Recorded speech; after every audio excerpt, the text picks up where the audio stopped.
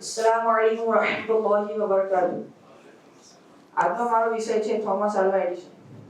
Thomas Alva Edison નાના હતા અને તે પ્રાથમિક શાળામાં ભણતા હતા ત્યારે એકવાર થોમસ એડિસન ઘરે આવ્યા અને તેની મમ્મીને એક ચિઠ્ઠી આપી। તેમણે તેની મમ્મીને કહ્યું કે મને ટીચરે એક ચિઠ્ઠી આપી છે અને કહ્યું છે કે તમે આને વાંચી શકો છો। તેમની મમ્મીની આંખમાં આંસુ હતા। તેમની મમ્મીએ કહ્યું કે તમારો છોકરો જીનિયસ છે,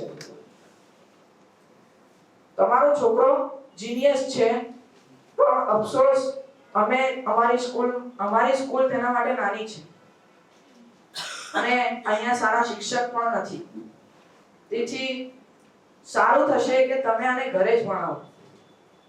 એડિસનની મમ્મીએ તેમને ત્યાં સુધી ભણાવ્યા કે જ્યાં સુધી તે મોટા ના થાય, ત્યાં સુધી ભણાવ્યા કે ત્યાં સુધી તેમની મૃત્યુ ના થઈ।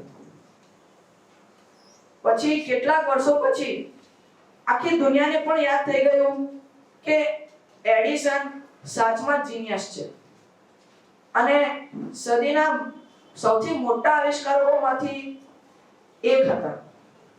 પછી એક દિવસ તેમને તેની મમ્મીના સામાનમાંથી એ જ ચિઠ્ઠી મળી કે જે તેમની ટીચરે તેમને આપી હતી।